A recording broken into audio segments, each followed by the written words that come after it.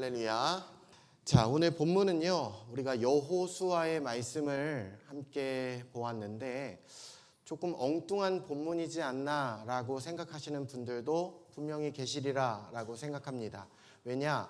아무래도 이번 주는 성탄 주일이기 때문에 예수님 성탄에 대한 말씀을 나눠야 하지 않을까 생각하실 수도 있지만, 우리가 오늘 저녁도 또 내일 새벽 또 내일 11시 예배에도 계속해서 예수님의 이 땅에 오심을 함께 묵상하려고 하고 있고요.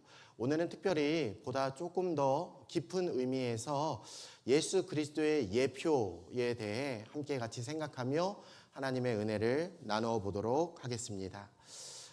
구약 성경은요, 오늘 여러분이 읽으셨던 이 구약 성경은 예수님이 이 땅에 오시기 이전에 기록된 말씀이기 때문에 참 신기한 특징이 있다면, 아무리 눈을 씻고 찾아봐도 구약 성경에 예수님이라는 단어는 등장하지 않습니다. 아무리 찾아보셔도 예수님이라는 한마디를 발견하실 수가 없다라는 사실이에요. 하지만 그렇다고 해서 예수님에 대한 이야기가 없는 것은 아닙니다. 우리가 예수님이라는 이름은 찾아볼 수 없지만 예수님에 대해서는 구약 성경에서 계속 우리에게 증언하고 있는데요. 두 가지 방법을 통해서 우리가 발견할 수가 있다라고 생각합니다. 먼저는 예수님에 대한 예언을 통해서입니다. 예수님에 대한 예언. 예를 들면 미가서 5장 2절 말씀에 이렇게 예언하고 있습니다. 같이 한번 읽어볼까요? 시작. 베들레헴 에브라다야, 너는 유다 족속 중에 작을지라도 이스라엘을 다스릴 자가 내게서 내게로 나올 것이라. 그의 근본은 상고의 영원에 있느니라. 아멘. 자, 베들레헴.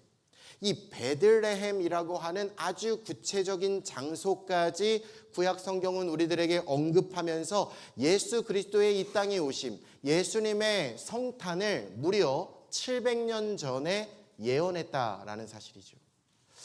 또한 이사야 7장 14절 말씀에 같이 한번 읽어볼까요? 함께 읽죠. 시작. 보라, 처녀가 잉태하여 아들을 낳을 것이요 그의 이름을 임마누엘이라 하리라. 아멘.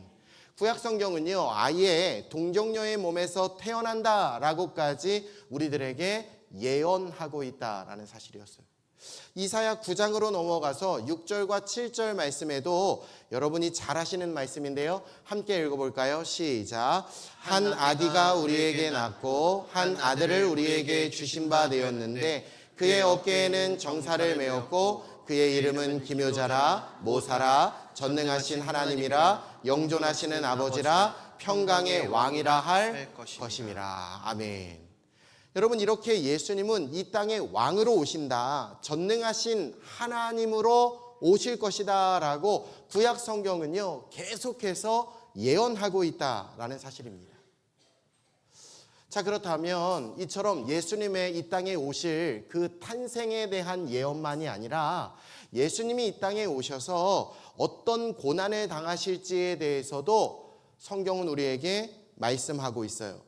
창세기 3장 15절 말씀인데요, 같이 한번 읽어볼까요? 시작.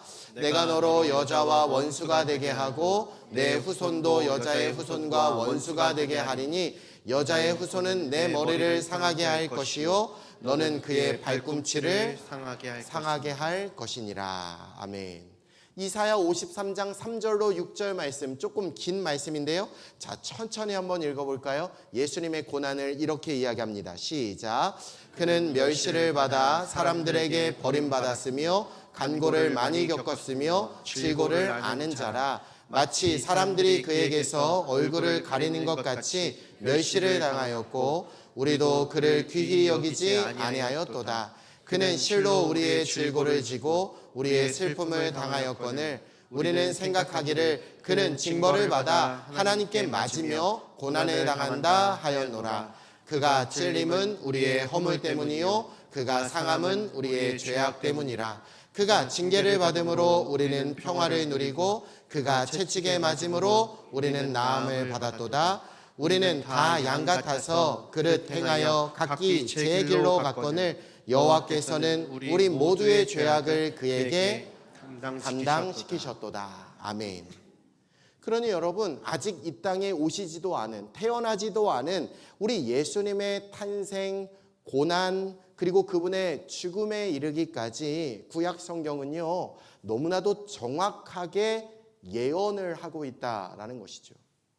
따라서 예수님은요 어느 때에 어느 곳에서 그냥 갑자기 우연히 태어나 예수님 당신의 마음대로 주어진 삶을 살아가신 것이 아니라 이렇게 철저하게 태초부터 하나님의 모든 섭리와 하나님의 계획하심을 쫓아 예수님은 이 땅에 성탄하신 것이고 이 땅에서 사역을 감당하셨으며 구약 성경의 예언을 통해서 우리에게 계속해서 말씀하고 있다라는 사실이에요.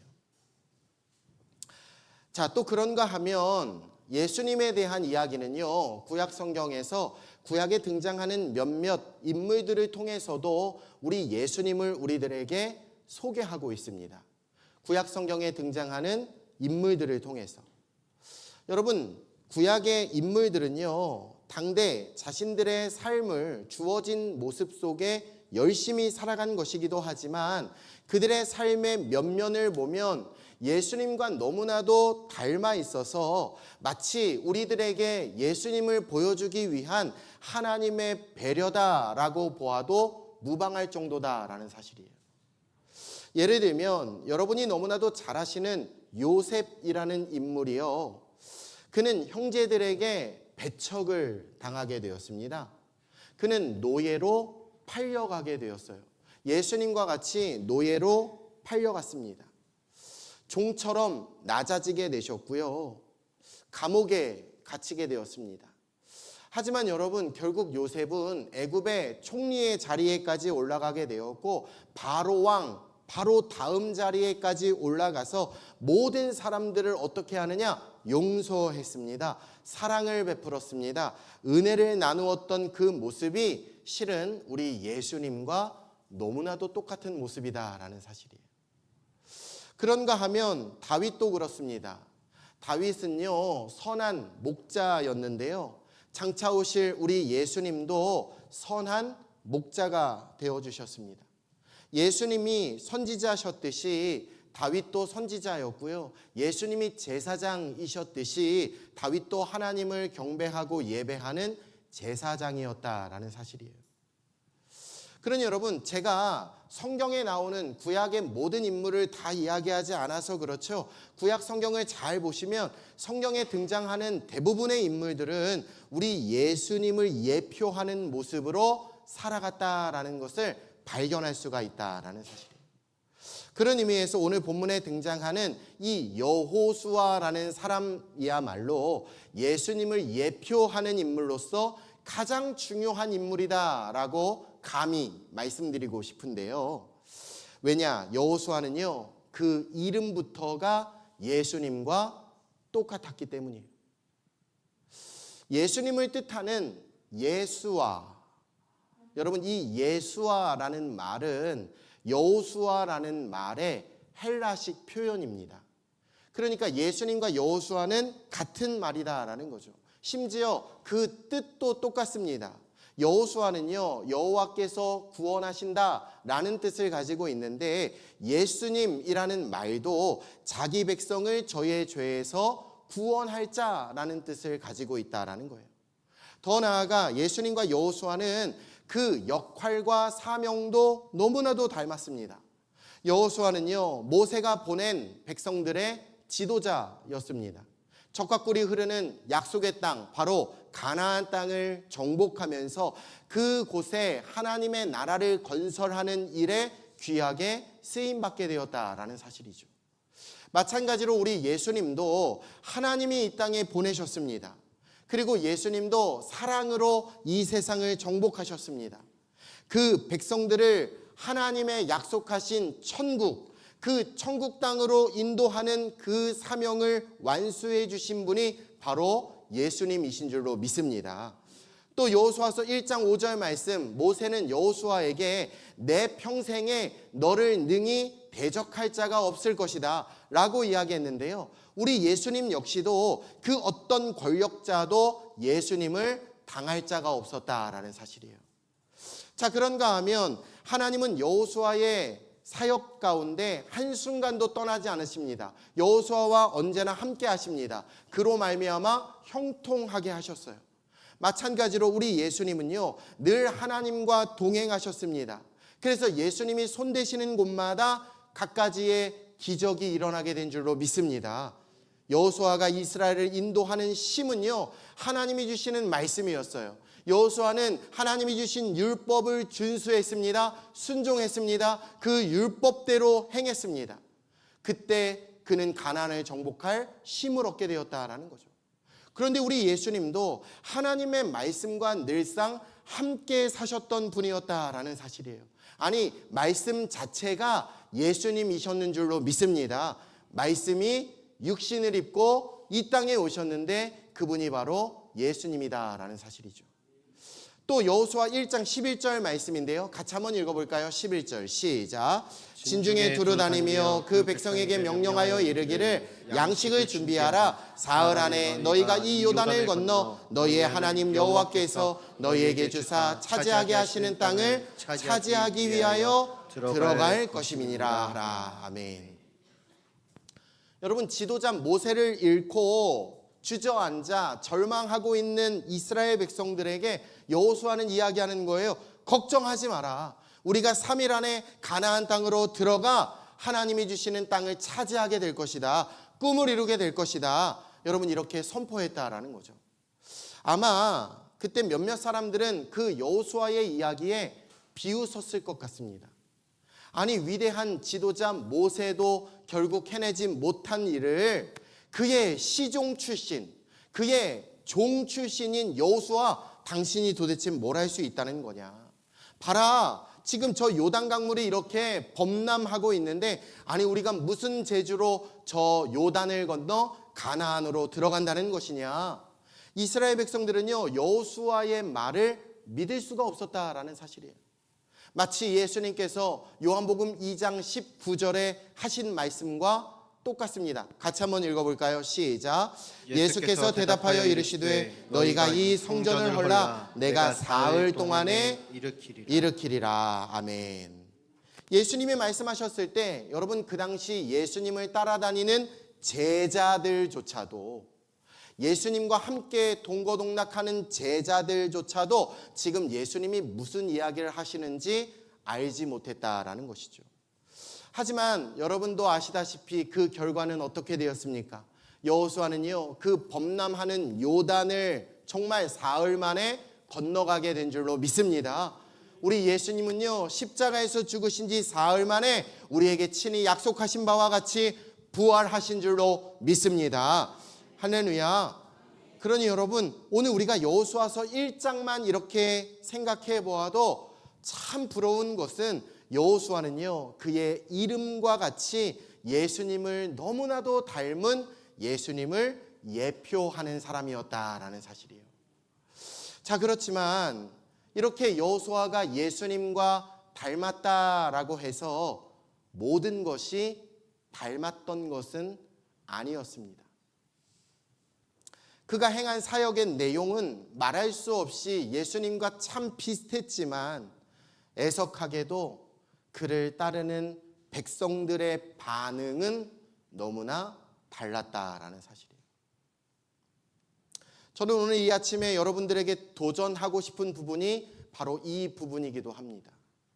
자, 보십시오.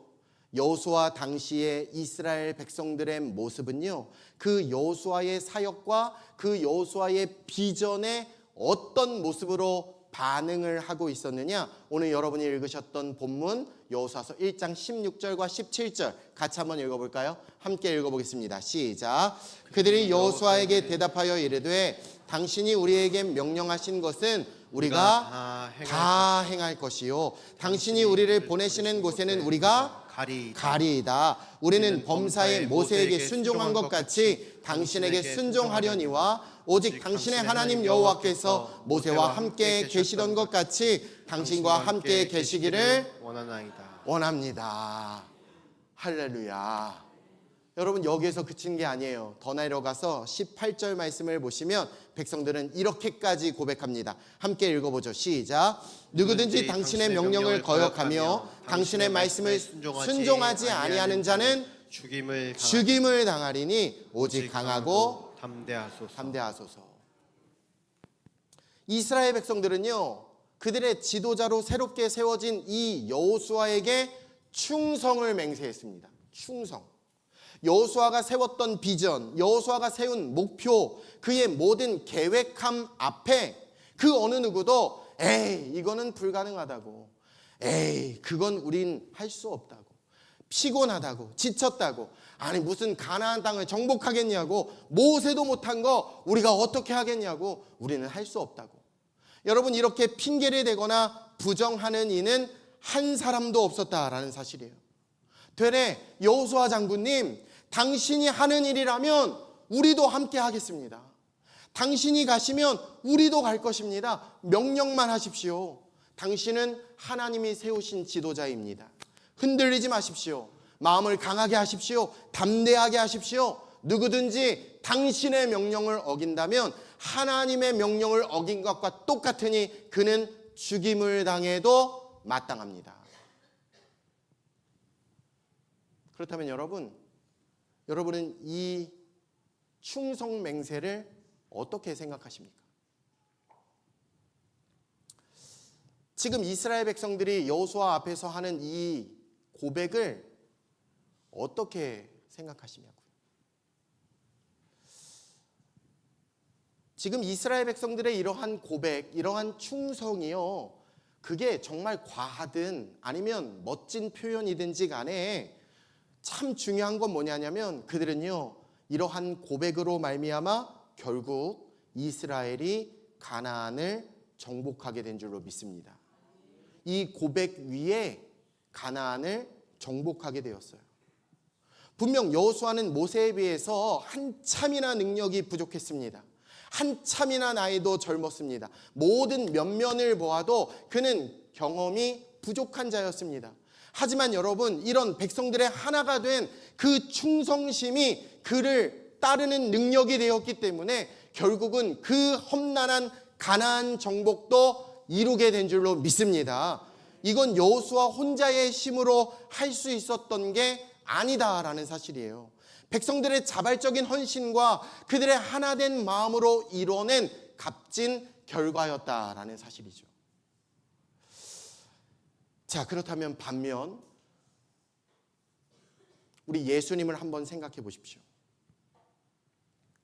이스라엘 백성들은 예수님을 어떻게 영접하고 우리 예수님을 어떻게 대하고 있습니까? 아예 그분은 하나님이 보내신 메시아, 하나님이 보내신 구원자이심조차도 백성들은 깨닫지 못합니다. 이미 구약 성경에서 많은 인물들을 통해서, 또 이미 구약 성경에서 여러 가지 말씀을 통해서 하나님이 예언이 선포되었음에도 불구하고 그들은 깨닫지를 못했어요. 요한복음 1장 5절 말씀을 보니까 이렇게 설명하죠. 함께 읽습니다. 시작. 빛이 어둠에 비치되 어둠이 깨닫지 못하더라. 빛이신 예수님이 우리에게 오셨는데, 예수님이 우리에게 성탄하셨는데, 죄악 가운데, 어둠 가운데 있는 우리는 여전히 깨닫지 못하고 있어요.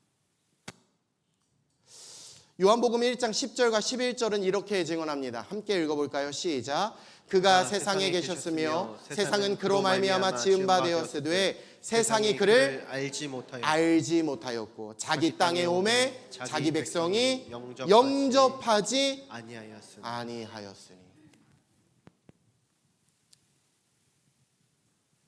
말씀이신 예수님, 하나님이신 예수님이 인간의 육신을 입고 이 땅에 친히 오셨음에도 불구하고, 성탄하셨음에도 불구하고 이스라엘 백성들은 예수님을 알지 못합니다. 영접하지 않았습니다. 오히려 예수님을 배척합니다. 결국 저들은 정치적인 능력 있는 메시아만을 고집하다가 진짜 메시아이신 예수님을 십자가에 오르게 하사 죽게 만든 장본인들이 되게 되었다라는 사실이에요. 그렇다면 여러분, 정말 예수님이 여호수아보다 못하십니까?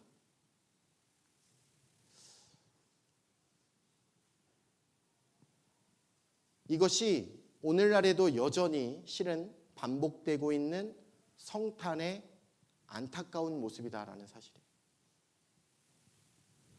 우리를 위해서 이 땅에 오신 예수님에 대한 우리의 고백은 기쁘다 구주 오셨네 말만 할 뿐 실은 너무나 부족하다라는 거죠.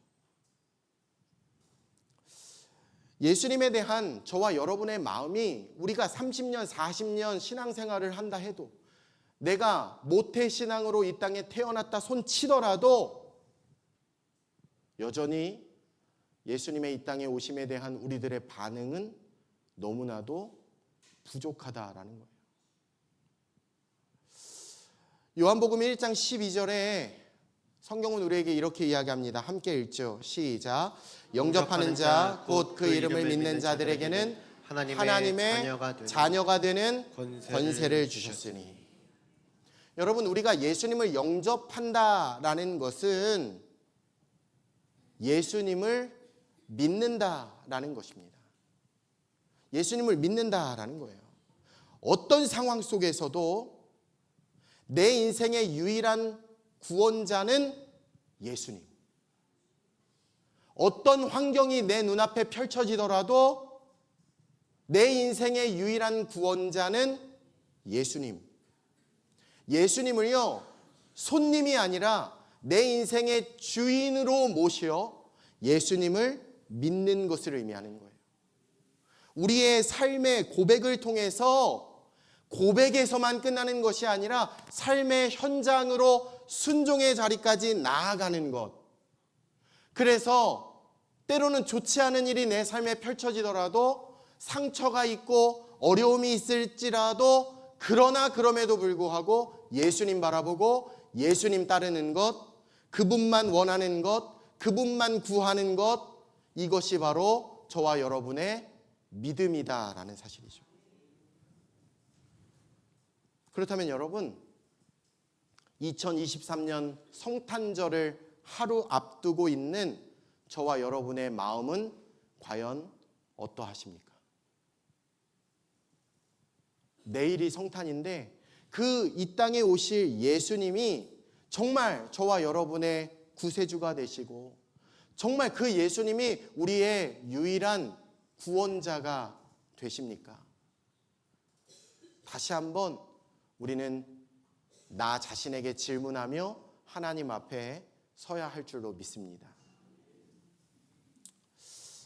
영국의 빅토리아 여왕이요, 어느 날 한 과부의 집을 찾아갔어요. 그리고 한 나라의 여왕으로 그 과부의 이런저런 여러 가지 사정을 다 듣게 되었다고 합니다. 빅토리아 여왕은 이 과부가 너무나도 신실한 신앙을 가지고 있었던 사람인 것을 알고 있었기 때문에 여왕은 그 과부에게 이런 질문을 했어요. 당신의 집을 방문했던 손님들 중에 가장 명예로운 손님은 과연 누굽니까? 그때 이 과부는 망설임 없이 대답했습니다. 예, 당연히 여왕님이십니다. 여왕님이십니다. 그 대답을 들은 엘리자베스 여왕은요, 큰 실망을 하게 됩니다. 왜냐? 믿음이 신실하다고 들었던 과부이기 때문에 당연히 예수님이십니다. 예수님이 가장 귀한 손님이었습니다. 라고 대답하길 예상했기 때문이죠. 여왕은 묻습니다. 혹 당신의 집을 방문했던 가장 명예로운 손님 중에 우리 예수님이 가장 명예롭지 않으셨냐고, 우리 예수님이 가장 귀한 분이 아니었냐고. 그러자 과부는 웃으면서 이렇게 이야기했어요. 아닙니다. 여왕님, 예수님은 손님이 아닙니다. 우리 예수님은 늘 저와 함께 하시는 제 삶의 왕이시고 주인이십니다.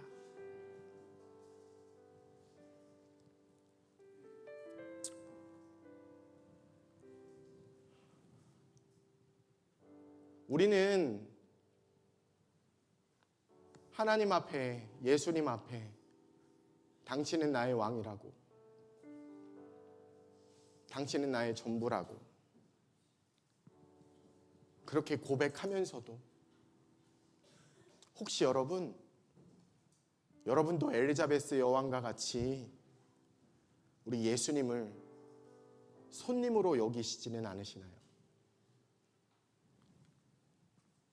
여호수아 시대의 이스라엘 백성들은요, 하나님이 보내어 주신 지도자에게 충성을 맹세했습니다. 그들은 그 지도자 앞에 한 마음이 되어서 그를 따랐고 가나안을 정복하게 되었다라는 사실이에요. 오늘 저와 여러분의 인생에 찾아오신 분이 계십니다. 이 땅에 성탄하셔서 저와 여러분의 주인이 되어주시고 내 삶의 지도자가 되어주시고 나의 유일한 구원자가 되어주시는 분,